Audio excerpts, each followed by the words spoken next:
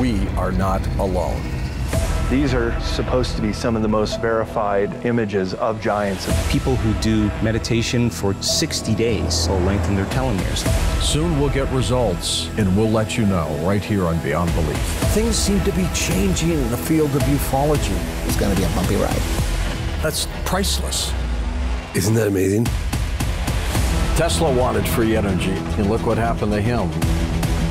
Plenty of evidence to show that they're real. The real question is how and why. There were Egyptian hieroglyphs out in the outback of Australia. In Australia. What are the possibilities? Mars was inhabited, and these were built. We almost can't duplicate today. These are amazing topics. What if there was something like at Area 51 deep underwater? They were killed by some animal. Believe me, we're just getting started.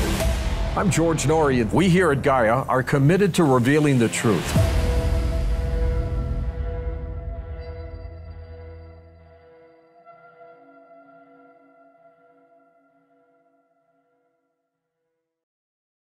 George Norrie with you. Suzanne Ross with us has dedicated her life to the awakening and ascension of humanity through her books, services, television network, radio show, and many events she has hosted, which will include, of course, the Sedona Ascension Retreat, which will be in March, where we have our live stage show that we're looking forward to. She's the founder and producer of Sci-Spy TV, an internet television network that merges science and spirituality. And she also guides spiritual journeys into the Red Rock Vortex sites of Sedona, where she lives, as well as offering psychic readings and energy healing. Suzanne, welcome back to the program. Hi, George. It's so great to be back on Coast to Coast. How are you? Looking forward to this, and looking forward to Sedona. I've never been there before. I'm told it's gorgeous. Really? First time. I'm shocked. I've been everywhere on this country, but I've not been to Sedona, so I'm looking forward to this. Well, wow. You are going to be blown away by the magnificence of these red rock formations. And what's the terrain? Is it pretty mountainous? Well, the red rocks are, but there is a lot of flat terrain for hiking. But yes, Sedona is made up of these huge, we call them temples, red rock temples, and they're just gorgeous and towering in all different shapes and sizes. Tom tells me our live event tickets are going through the roof. Yes. We're selling tickets like hotcakes, and we're selling out of the tours and the workshops, and now we're promoting the live stream so that anyone from around the world can tune in and see part of the event. Well, that's great. Let's talk a little bit about what's going on this planet these days. Do you really think we're living in a simulated environment? I do, and modern quantum physics fully supports this hypothesis. In fact, the true nature of our reality doesn't make any sense from a materialistic view. All of the mathematical equations fall into place perfectly when you consider it from a digital, virtual view of the reality, or equated to a computer simulation. So if we're in a computer simulation or a simulated environment, why do we feel pain? Why do we have emotion? Why do we have these things happen to us? This all has to do with electrical charges in our brain that are firing to make us have that experience of our senses. It's simply bioelectrical feedback in our brain. Who programmed this? Right? Well, that's the question, isn't it? Now, many quantum physicists are revealing this idea that our reality is being projected from the eighth dimension. And a theoretical physicist, Garrett Lisi, revealed this shape, which is a spherical mandala, in the eighth dimension, which contains all of the elemental particles and fundamental forces of our reality.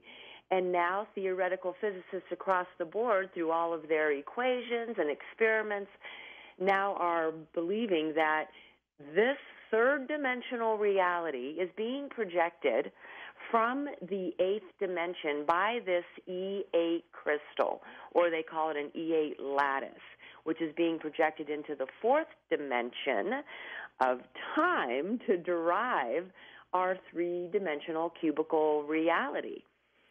And so that would be where our reality is being projected from. Or you could say, if it's like a virtual reality game where the code writers of this 3D space-time game are writing this computer game from. Are we the avatars in this scenario? Yes, we are the avatars.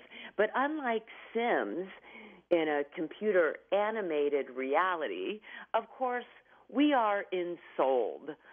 We communicate directly with the source of our creation and with what I call our source selves, who would be the whole perfect and complete blueprint of ourselves, our eternal soul, projecting us, right? So it is us projecting us.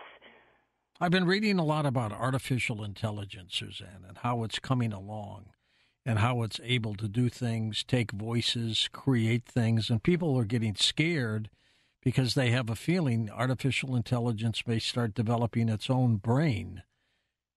Has it evolved that far where we are the future of what artificial intelligence might have been back in 2023? Well, I think what I was just talking about as far as being ensouled is where the difference lies. You see, because AI would simply be a database of information. I understand that some people believe that this database of information may at some point become sentient. However, there is no soul within an artificial intelligence machine. Right. We ourselves are souls embodied. How can we be souls and bodies if we're digital? So that is just the nature of how we as holographic beings can perceive this version of reality. So we know light is quantized as photons, and electricity is quantized as electrons. So everything is made up of quantum bits to create what appears to be forms in our reality, which are actually holographic here in this space-time hologram. But our soul is energy, right? So our soul is embodied within this holographic form. Now we can get into this idea that everything is really just waves of potential until we as the observer collapse it into form, right? But that still goes to everything being quantized bits of energy in a pixelated reality. Do we still have free choice in this scenario? Absolutely. In fact, non-determinism is necessary for this particular virtual reality. So we equate it to a computer simulation, but it's heaven's technology, right? It's not computer technology per se, although there are quantum bits that define our reality. But free will, absolutely. And so from that perspective, you may have your source self, or you may even call it your gamer behind the scenes, your eternal soul, who's projecting all of these holographic fractals of itself into space-time, timelines, and dimensions. But the avatars who are projected into any specific timeline can make free will choices as to how it's going to progress in that timeline. Now, what you might call your higher self might nudge you to make certain choices that might be better for you with the higher perspective of your higher self. Whether you pay any attention to that or not, and you make conscious choices or not, is up to you as the avatar that has free will to live consciously, intentionally, and evolve or not. Taking religion out of the equation for a moment, we really don't understand how we're here, why we're here, what we're doing here. So the possibility of something digital or simulated kind of makes a little more sense, doesn't it? It does. And of course, we know that the deeper meaning and greater purpose of our experiences in space-time is to know thyself through these linear time experiences that have a beginning and an ending, right? The soul is coming to know thyself through these experiences, and I like to say, and to experience love of self and other. Well, with Suzanne Ross, a couple of her books include Rise Up, Awakening Through Revelation, Wake Up, Awakening Through Reflection, which are special workshops and lessons there. Her websites are linked up at coasttocoastam.com. What do scientists and physicists say about some of, let's say, your theories that some other people have espoused it to? So one of the ones I find really fascinating is this idea of a digital Big Bang, right? Because we were never able to explain how our universe could have a beginning. I still can't get a physicist to give me that answer. I can't. Right? I asked them. I said, "What started this?" Well, what was before the Big Bang if there was nothing? Well, what's nothing? Well, they can't tell me. Right?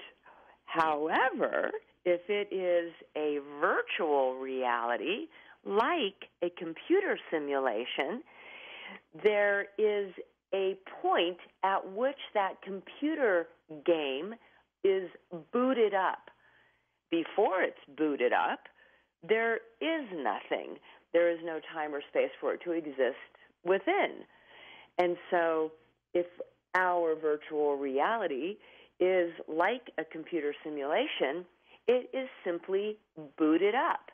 And then that game can begin. But, of course, there is a programmer of that game who is essentially writing the code for it and booting it up as a program. Now, who is that programmer? That's the big question. Right. And so, like in the movie The Matrix, who's the architect? Right? Well, it's consciousness. It's source consciousness. And physicists across the board agree now that consciousness is fundamental. And so there's this infinite field of consciousness from within which everything emerges, right? And so it's all consciousness, intelligence that is creating everything within this field. And so this intelligence has a desire to know thyself in a different way other than just being, and as such projects a space-time hologram within which it can do an experience beyond just being and existing. Does that make sense, George? As well as any physicist hasn't been able to tell me something, it does. Right? And so they create these kind of computer simulations which they can then boot up to create a particular space-time game within a particular timeline, or we might call it a spectrum of light. Here we are in the third dimension, and we know there's a particular spectrum of light within which we can perceive our reality.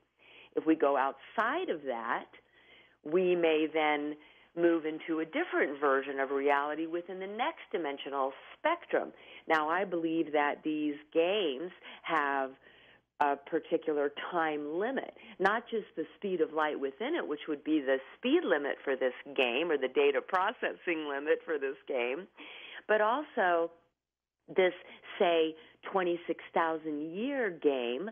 We know of this 26,000-year timeline, right, with 13,000 years on a descending arc and 13,000 years on an ascending arc to give us that loop of time that people often talk about.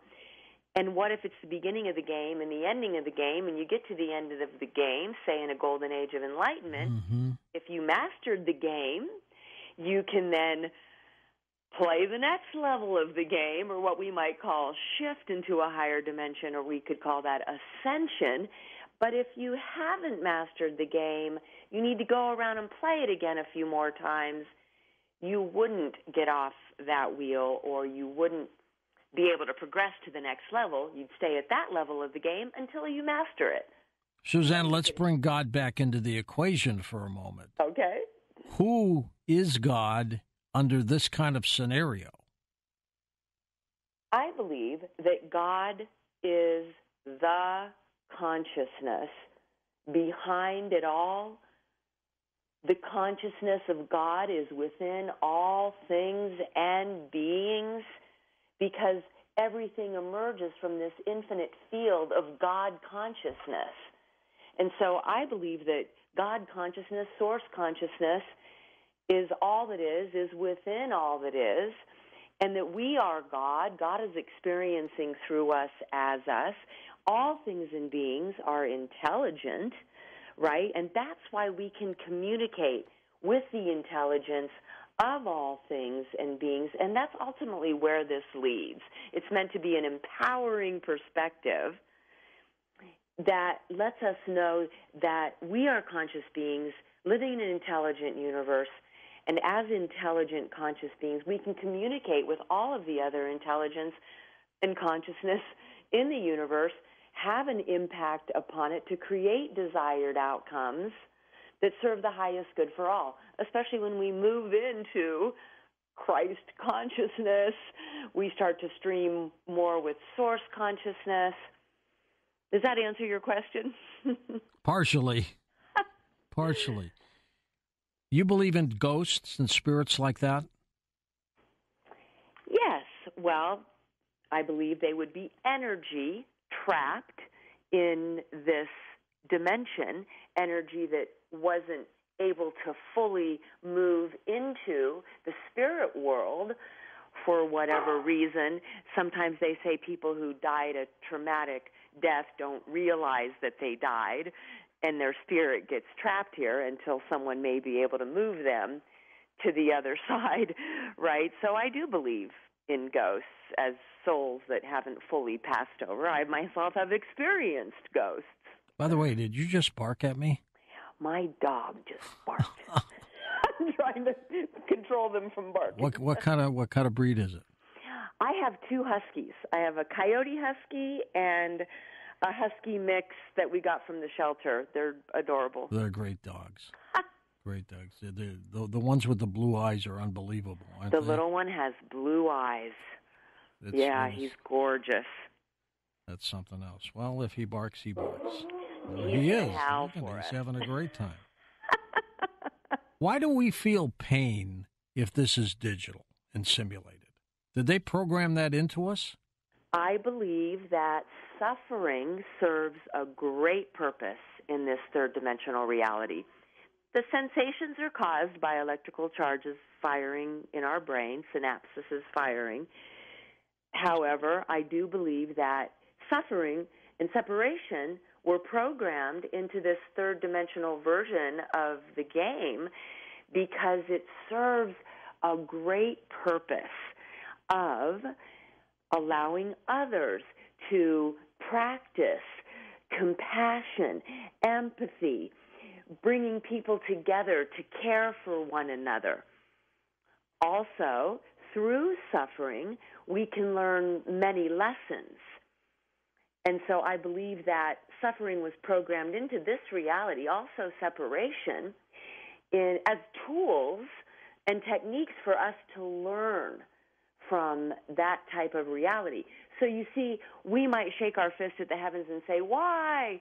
Why the suffering, especially if a loved one is suffering? But then we see how it pulls at the heartstrings of everyone and allows us to care for one another in a compassionate way.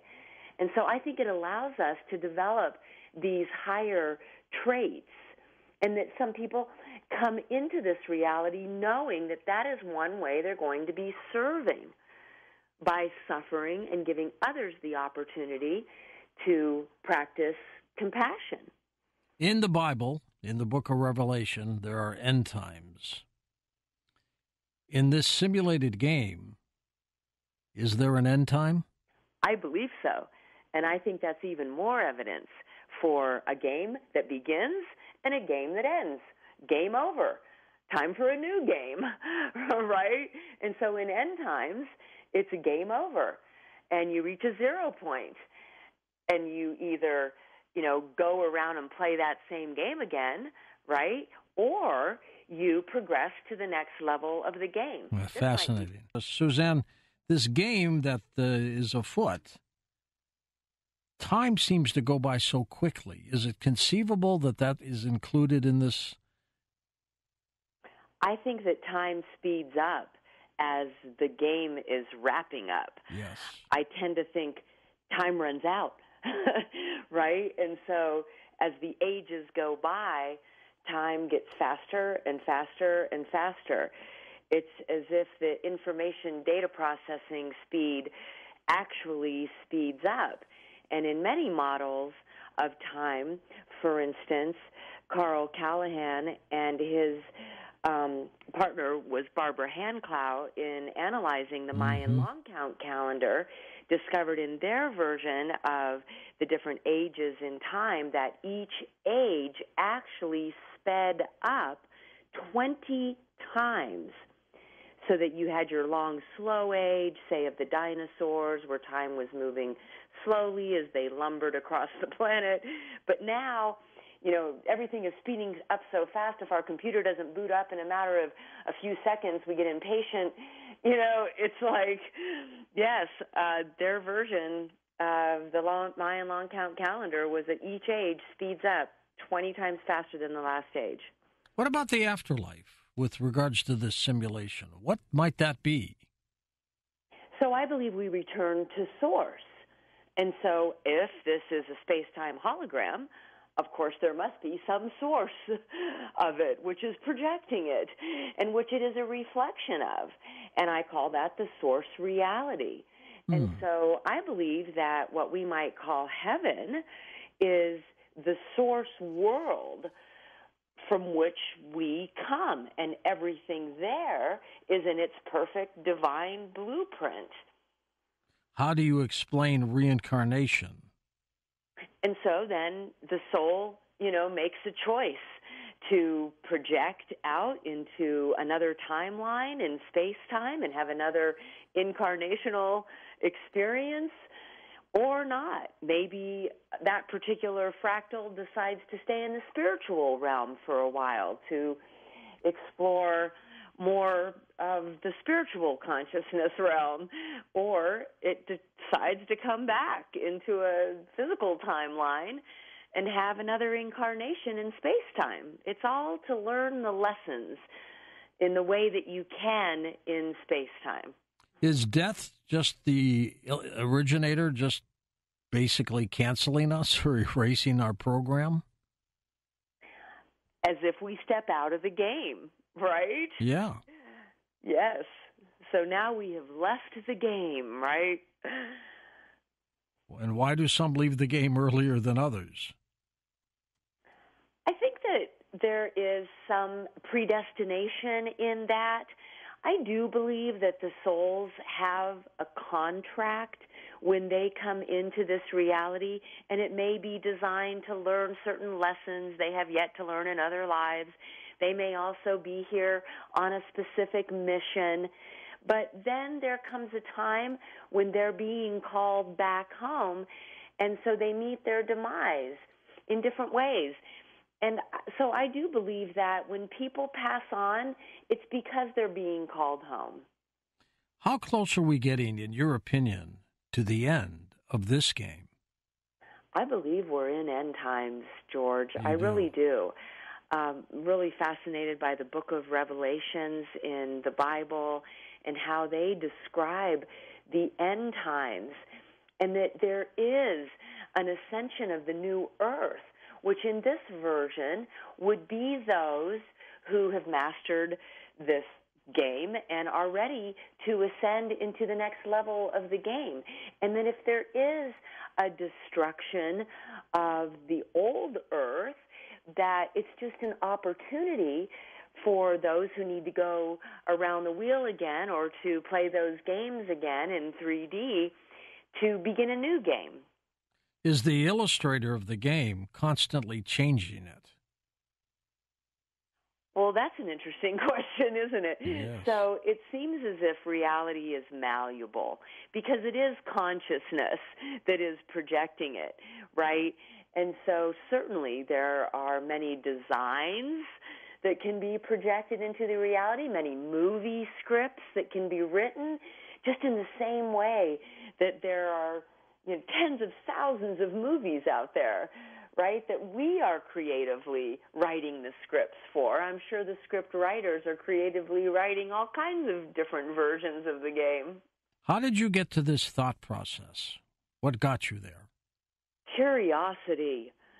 Just so curious. One day I just kind of had an awakening experience where I looked at my hands, looked at my body, looked at the sky, looked around at my reality and went, what the heck is all this? Who am I? What am I? How did I get here? Where am I from? How is this reality even made? And why? And all of these big questions just led me on this search of reading everything I could get my hands on, from science to quantum physics to spirituality to religion, and then really stepping onto the spiritual path of learning through Buddhism initially how to go into deep states of trance meditation so that I could have the experience of tapping in to consciousness itself and seeing what I was being shown. I learned many things in meditation. It was as if I could download even higher intelligence and be taught things during these trance states, even astral travel. And then I go out into nature, right, walking through the creation, especially in the natural creation, and there having epiphanies about the way that reality is unfolding before me and that there's a living intelligence in all living things and beings. And maybe then I can communicate with that living intelligence in all of the living things and beings. And I just had miraculous experiences out in nature with these epiphanies, sort of applying that which I was reading about or coming to understand in meditation and then going out into the reality and experiencing it. Elon Musk also believes we're living in a simulated environment. Well, he's a pretty smart dude, isn't he? He didn't get to where he was being dumb, that's for sure. I mean, quantum physics is just proving it.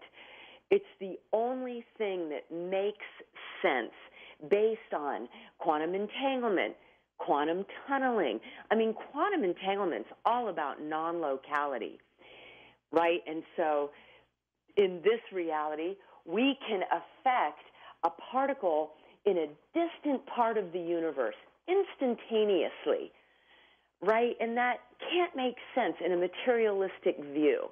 It can only make sense if everything is consciousness and everything within it is interconnected, like all of our minds interconnected in one mind. And as such, all minds are communicating across the vast field of consciousness. Is the game developer playing the game with other game developers?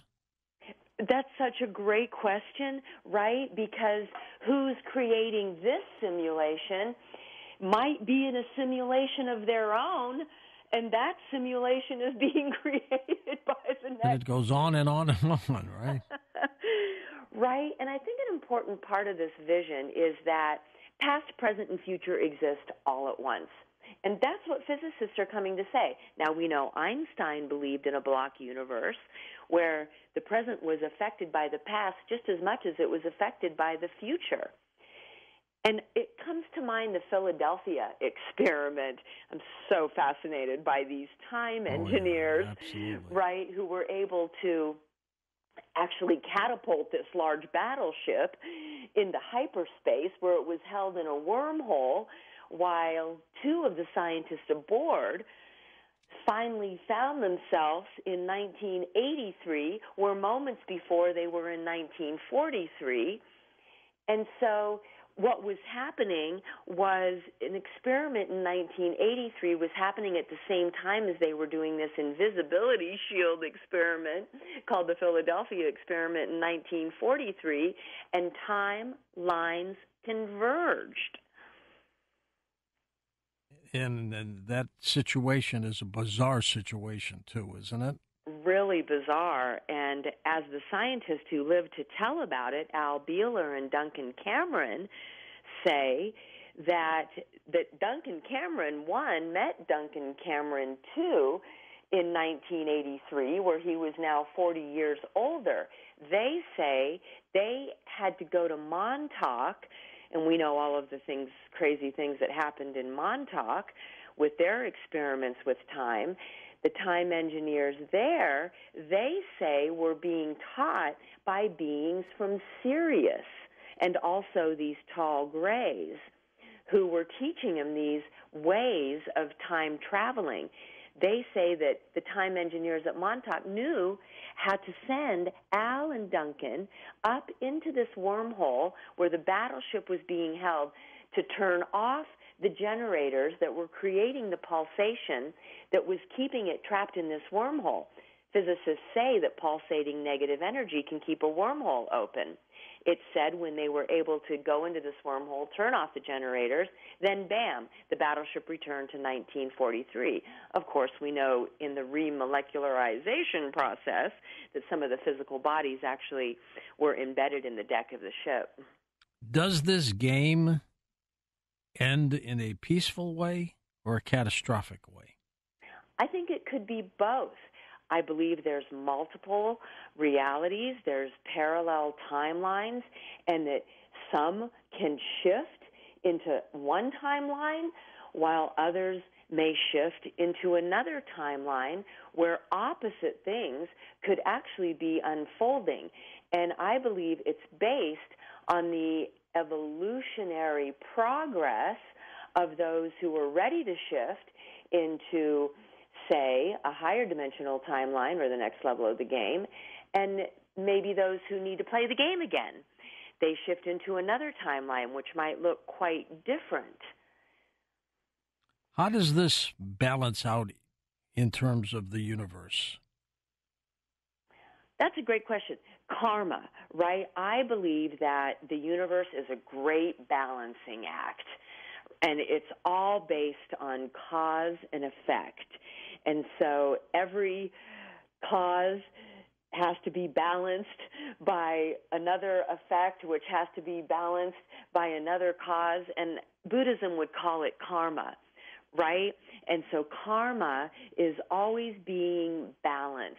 And I feel this view enables us to be non-judgmental about that which is unfolding in our reality. I mean, we can still have our ideas of what's good and what's bad, but when we understand that maybe karma is just being balanced in that which is unfolding, and certain people came here to serve certain roles which help to balance karma, then maybe we can be more non-judgmental about the actions that some are taking or the roles they're playing.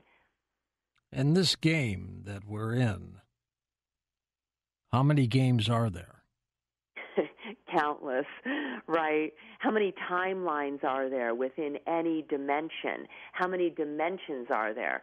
I mean, Theosophy would say that there are 12 dimensions, and within each of those 12 dimensions, we have 12 aspects of ourselves dispersed in 12 different timelines.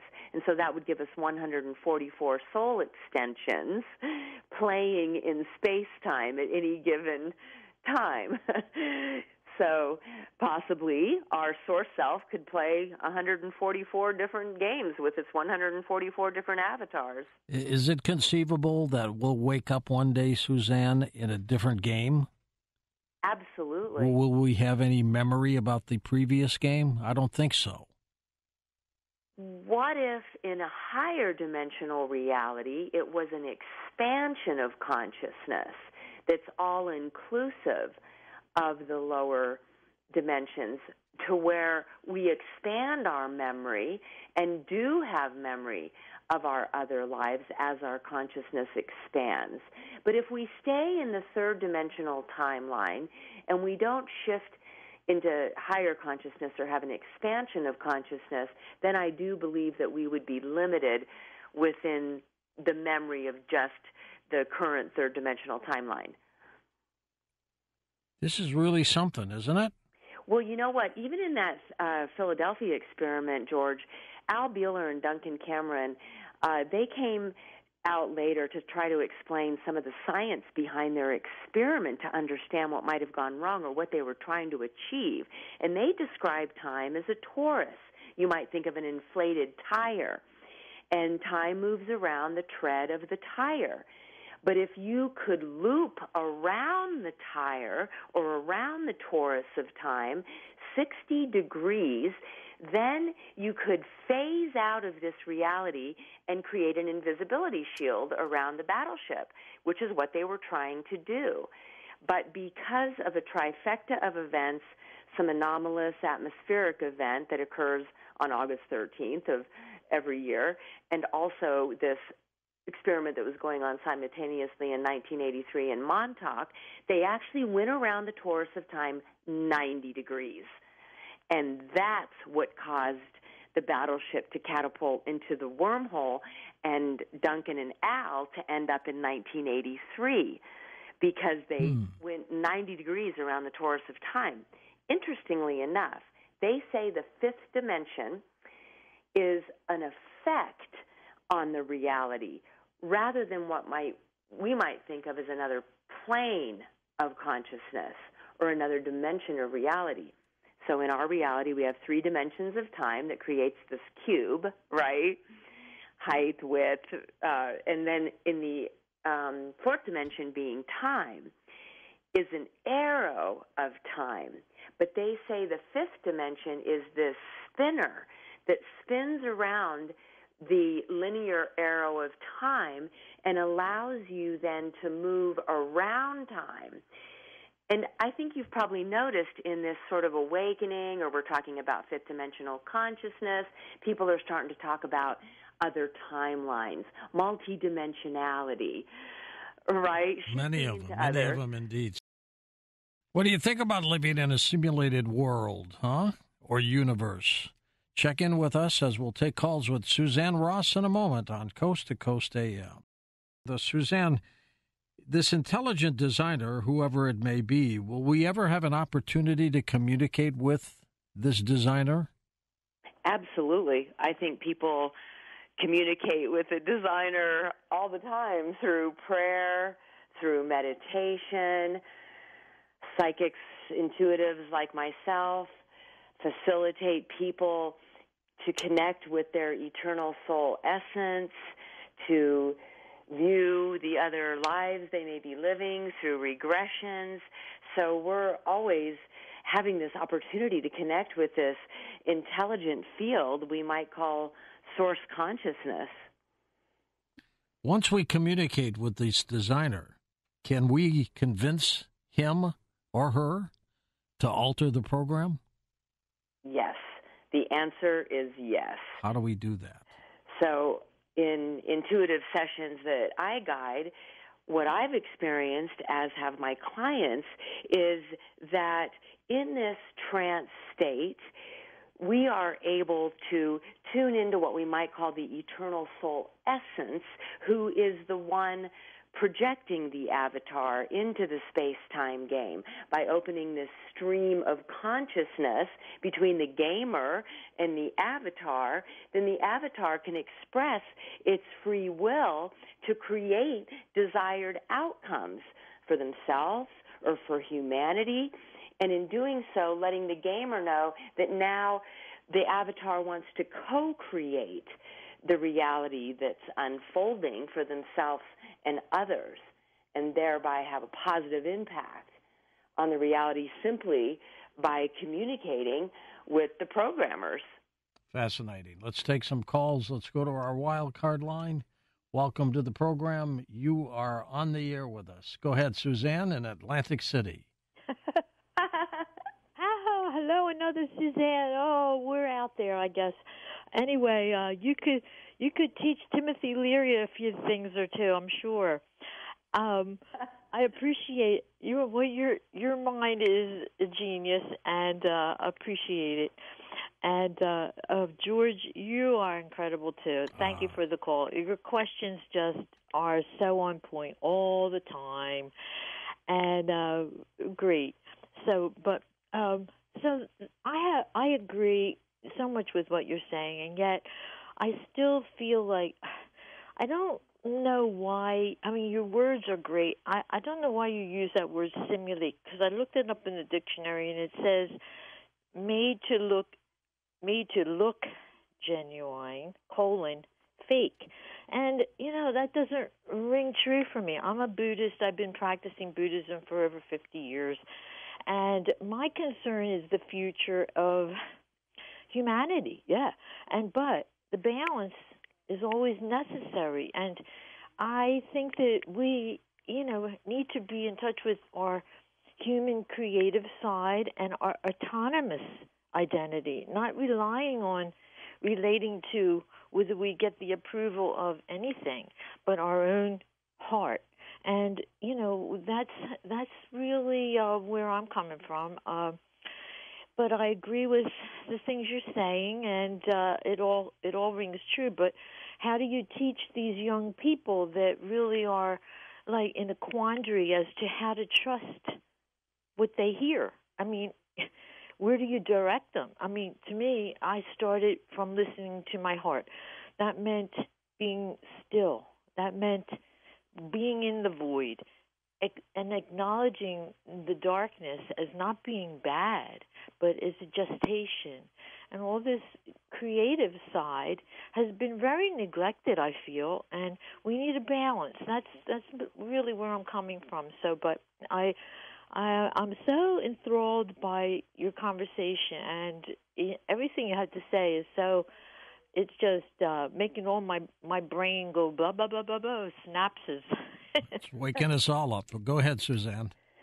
And so we just liken it to a computer simulation so that people have some kind of analogy for it. But clearly, a computer simulation is some sort of animation that's being created by a code writer sitting at a computer. Our reality is driven by source consciousness. And so unlike a sim in a simulation game, clearly we are an embodied soul who is directly connected to the one infinite creator. We are streaming source consciousness. And so, yes, we are creator beings. We are of and from the one creative source of all that is. And so I agree with you 100%. And also the idea that, no one is judging us. We are creating our own evolutionary journey, and we are determining our own level of readiness at any point in time to level up or stay where we're at. It's, all up to us because we do have that free will. Let's go to Thomas. It's all about the heart and all about love. Thomas in La Jolla, California. Hey, Tom, go ahead. Hi, George. Thank you. And Suzanne, great conversation and information that you're bringing. This is a friendly question, a comment, and then my question. And I think that the simulated universe, maybe instead of a simulation, we live in a side-by-side universe, a multiverse, and that's been, to my mind, been proven for 100 years in science, the idea of parallel side-by-side universes. The mathematics support it. People like Jacques Vallée believe that we have a side-by-side parallel universes, and perhaps we can cross over with our intention and with our heart thrust, so to speak. And so I was wondering if you would speak to that. Is it possible that it's not a simulation, but that this is a multiverse? Even Hollywood is now acknowledging the multiverse with movies like Everything, Everywhere, All at Once, and Doctor Strange in the Multiverse, etc. It's not just a popular concept, it's there from science. Absolutely. And so the digital universe, being a virtual reality, just is a way of defying materialism. And it supports 100% multiple realities. We might call them multiple games, but it's multiple realities unfolding simultaneously in past, present, and future. And yes, I absolutely believe that there are many parallel realities and that we can shift into these different timelines at will. And that torus of time I was talking about earlier is one way to do it. It's looping around the torus of time to shift, phase into, phase out of different versions of reality. James in Virginia, take it away, James. Go ahead. Hi, George. Hey, Jimmy. Hey, I'm not understanding the lady here. I got to say, ma'am, Revelation, if you say that we're in Revelation times and you say we're not to be judged, that's all about being judged at the end of Revelation. Jesus judges us, the great white throne judgment. So you're inconsistent there. And I don't understand, too, why, if you believe we're in Revelation, why don't you believe the rest of the Bible? Why don't you believe God's supernatural and you can't explain him through quantum science? You can't explain things. God created science for us so that we could understand our own lives, but he's not. He's supernatural, and we're not gonna get this. I don't understand how you're trying to always compare it, unless you're trying to get people used to this multi-universe where people are gonna think that the internet meta-universe is a good thing, because that's from the devil, ma'am. And that's internet. If you look at Apple, the bite out of the apple, it goes right back to their symbol. It goes right back to the Garden of Eden. Why would they have a bite out of the apple for their symbol if it wasn't going back to there? So you're creating things in different than the Bible, but trying to make it sound similar to the Bible. And that makes me think you're conditioning people for that meta-universe. What do you think of that, Suzanne? I absolutely do not believe that our reality has anything to do with an artificial intelligence, and that's why I keep emphasizing that we are embodied souls. We are streaming source consciousness, that, yes, the undefinable God created all that is, and that we are aspects of that one infinite source. And it is nothing like artificial intelligence, which has no soul, or a metaverse, which is completely computer-generated and has nothing to do with spirit. Next up, we've got Linda in Spokane, Washington, west of the Rockies. Hey, Linda, go ahead. Okay, George. I was going to ask Susan what she thinks about the prospect or theory that we ended in 2000 in Y2K. Actually, the world ended, and that's when the simulation came in. That's when the gamers really got on board with it, and maybe Father Time is the boss of all of it. All right, well, let's find out. Suzanne, what do you think? Did the clock start then? I think there could be leaps and shifts in consciousness in different timelines. I really can't speak to whether 2K was a particular shift into a different version of reality, because I think that had more to do with technology and the computer technology that we use, not God's technology or heaven's technology. But who knows what kind of timeline shift there may be at different points, like 2012. Maybe that was a point. Maybe the Mayans were right, that it was an end of one particular timeline and the beginning of a new one. They made this planet with 8 billion plus people. Why did the gamer make so many? Well, and I believe that there may be a limit to the number of people in a particular game before a new game needs to be played. Tony's truck driving in Oklahoma. Welcome to the program, Tony. Go ahead, sir. Thanks, George. Hey, thanks for introducing us to Pat Boone last weekend. I had a good time. Oh, that's great. It was good seeing you. Yeah, it was good seeing you, too, as well. My question is as being an avatar, did my avatar start the day I was born? Or is it just we're here for today and all of our memories are implanted for the day? That's a good question. I believe that all of our memories from all of our incarnations in space-time are held in our Akashic records, right? So we always have access to those memories. And I think there is a time what Buddhism would call the drop, when the soul is dropped into the fetus. And it's sort of at that point in time that your consciousness enters a particular timeline and is time-locked into that timeline for your linear incarnation. Let's go to Joe, Long Island, east of the Rockies. Go ahead, Joseph. Yeah, hi, Susan. A couple of questions. First, mainly on the epiphany.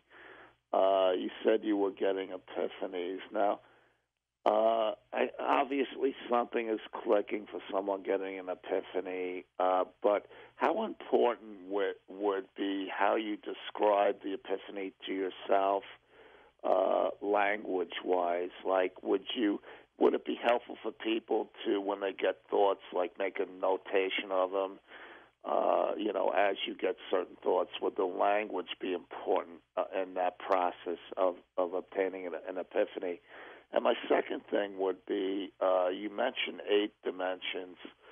How would the 8th dimension relate to, say, dimension 4, 5, 6, and 7? And do you see anything trending for the next few weeks that we might be alert to? And also a quick comment. I think there's some people that say they can't find records for anybody between like 1350 and 1390, something like that. And, that there might have been a change in the calendar.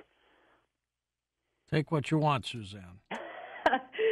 With the epiphany, I really feel like that is a moment of revelation, or even a sudden realization where something that you may have been wondering about suddenly comes to you in this like epiphany or realization. And yes, I think it's important to write that down so that you remember exactly what the epiphany revealed to you, because clearly it's important for you. As far as the 8th dimension, with this physicist revealing that our reality is being projected from the 8th dimension, I believe that our soul comes from higher dimensions, lowers its frequency, drops down into the lower dimensions, and then takes a journey back up through the dimensions. And each of these layers of consciousness have some different role in the creative consciousness in which we're all interconnected. It's just a higher dimensional, higher frequency, more advanced intelligence with different sacred geometry patterns defining the new higher realities. So do you think we have physical bodies? What are they? So our physical bodies are energetic, right? They're holographic. They're made up of quantized bits or particles, photons, electrons. We're atomic beings. But largely we're just energy vibrating at different frequencies, giving us an appearance of having this physical form. Interesting. And you've been doing this now for how long, Suzanne? I've been pretty fascinated by all of this since about 1995, the winter of 95, when I had a divine intervention on a mountaintop and awoke to realizing that I was very curious about who we are, where we came from, is this why just, we're here, where we're going. Is this just a glimpse of what you do at the Sedona Ascension Retreat? Absolutely. Myself and my colleagues who are also dedicated to revealing the truth about the true nature of reality and also just offering inspiration so that we feel empowered as creators to have a positive, powerful effect on not just our reality, but for all of humanity. And so, yes, we have guests like Matt Kahn, Paul Selig, Billy Carson, Maureen St. Germain. And, of course, the highlight of our event is the George Norrie Live Show, and I'm so excited to see you again, George. And Suzanne, what makes Sedona so mystical? It's the vortex and also the crystal that's embedded in the red rock. So geologists have confirmed that there's a crystalline basement right underneath the red rock iron ore. And so that crystal creates this powerful energy field combined with this spiraling electromagnetic field that spirals up through lava tubes from the Earth's inner core and then explode onto the surface in a spiraling fashion. And they've been measured by computer engineers who've come out and actually detected these spiraling fields, measuring their velocity, the direction of their spin, and that spinning energy creates a high frequency, right? So between the crystalline content and the high-frequency spiraling vortex, it does give Sedona this very mystical, magical experience here. How do people watch your sci-fi TV internet show? Oh, thanks for asking. SciSpy, SCISPI.TV. Simple as that. And through your websites, can people also get to it? Yes, my personal website is SuzanneRossTranscendence.com. The website for our upcoming event is SedonaAscensionRetreats.com. We've got those linked up for you, too, at Coast to Coast. Thank you. First-time caller, Andrew's with us in Santa Barbara, California. Hello, Andrew. Go ahead. Hi, George. Great show. Thank you for having me on. Thank you. Suzanne, you're brilliant. I just wanted to see if you could touch on and talk about the quantum financial banking system that is rumored to be rolling out here in a little bit, and also the rumors of the Federal Reserve being taken out, and then there'll be Treasury notes and rainbow currency, and there's a lot of stuff that has been floating around. I just wanted to know if you could shed some light on any of that, please. Well, the interesting thing about quantum computing, and I understand that there is one lab who is using a quantum computer now, but what quantum computing did is actually show how quantum physics is connected with the macro world. As you know, quantum physics is usually associated with the micro world, and there sometimes seems to be a mismatch between macro world physics and the micro world of quantum physics, but quantum computing actually brings those two together. That's about all I know about it. I don't know anything to do with, like, the financial system facilitated by quantum computing. You're the CEO of an organization called Awakening. Tell me about that. Well, thank you. I am the CEO of a nonprofit 501c3 called Awakening. And so we do fundraisers to raise money for people who may not be able to afford our services, to come to our events. And so we raise what we call scholarship funds through our nonprofit. And it works. Yes, it does, and it feels so good to be able to support people so that everyone can come and enjoy all of our events and partake in our services. West of the Rockies, Lorraine's with us in White Rock, Canada. Welcome to the program. Hi, Lorraine. Hi there. Thank you so much for taking my call. You're I very really welcome. appreciate it Sure at this thing. time. You're very welcome. Go ahead. I'd like to ask Susan,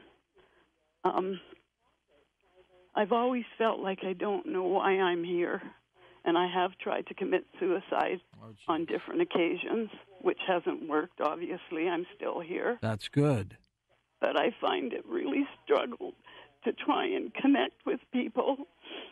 I have reached out to help a lot of people. I've actually done healing on people that have cancer and tumors, and they've treated me so badly afterwards that I just don't want to be here anymore, and I'm finding it really, really a struggle with what's going on in the world. Well, you know you have a friend here with us, Lorraine. You know that. Thank you. I know I listened to you for years now, and I'm so fortunate that I got through tonight because I really felt a connection to what Susan had to say. Absolutely. Susan, can you shed some light to this for Lorraine? Oh, bless you, sweet dear. You are a divine being, and you are loved more than you can possibly imagine. God loves you. The universe loves you. We are all of and from a loving source. And my heart goes out to you, sweet dear, and I would be more than delighted to have a personal session with you. If you just want to go to my website, you can email me, and I would be delighted to chat with you offline in person to offer you loving support and guidance. And Lorraine, Tom wants to talk to you and make sure you check in with us on a regular basis, if you would. Let's go to Rick in Dallas, Texas. Welcome to the program. Hi, Rick. Go ahead. Yes, sir, George. I love your show. Thank you, Rick. Appreciate it.